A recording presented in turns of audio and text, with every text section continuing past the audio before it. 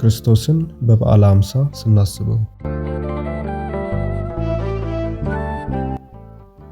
በእርግጥ በዓለ ሃምሳ ጌታችን ካረገ ከ10 ቀናት በኋላ የተፈጸመ በመሆኑ በዚህች ዕለት በቃሉ መሰረት መንፈስ ቅዱስ ለሐዋርያቱ የላከበት ቀን ነው። ይሁንና ከሐዋርያቱ የማይለየውን ጌታ በዚህች ዕለት ሲያርግ አንጋጠው ፈዘው ካዩት ሐዋርያት ጋር ዋሊያ ወደ ውሃ ምንጭ እንደሚናፍቅ እየናፈቅን ለአፍታ እናስታውሰው። ጌታችን በዛሬው ዕለት የ3 ዓመት ተማሪዎቹን እንደየአቅማቸው የ20፣ የ30፣ የ50፣ የ70 ቋንቋ ተናጋሪዎችን አደረጋቸው። ከአሳ አጥማጅነት የጠራቸውን ከተናቁበት የሰበሰባቸውን የገሊላ የገጠር ሰዎች ከአይሁድ አልፎ በዓለም የታወቁ ወደር የማይገኝላቸው የቋንቋ ሊቃውንት አደረጋቸው። እርሱ ሲገልጥ ልምምድ አያስፈልግምና በእግዚአብሔር የተማሩት ምስኪኖች የዓለምን ጠቢባን የሚያሳፍሩ ምሁራን ሆኑ።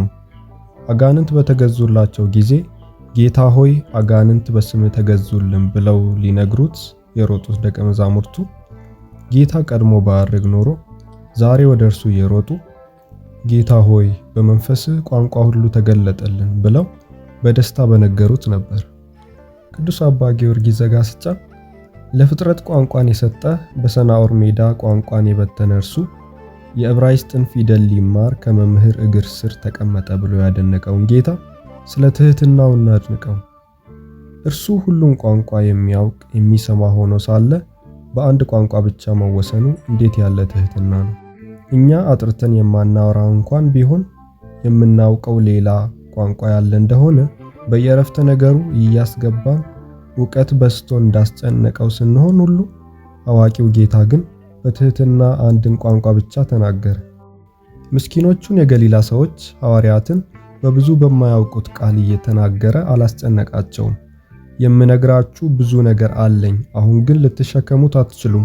መንፈስ ቅዱስን እልክላችኋለሁ፣ እርሱ ሁሉን ያስተምራችኋል ብሎ አቆይቶ በዛሬው ዕለት ግን ቋንቋን ከዕውቀትና ከድፍረት ጋር ሰጣቸው። በእኔ የሚያምን እኔ የማደርገውን ያደርጋል፣ ከዚያም የሚበልጥ ያደርጋል ብሎ ያስተማረ ጌታ በእርሱ ለሚያምኑ ደቀ መዛሙርቱ እርሱ ያላስተማረበትን ብዙ ቋንቋ እንዲናገሩ አደረጋቸው።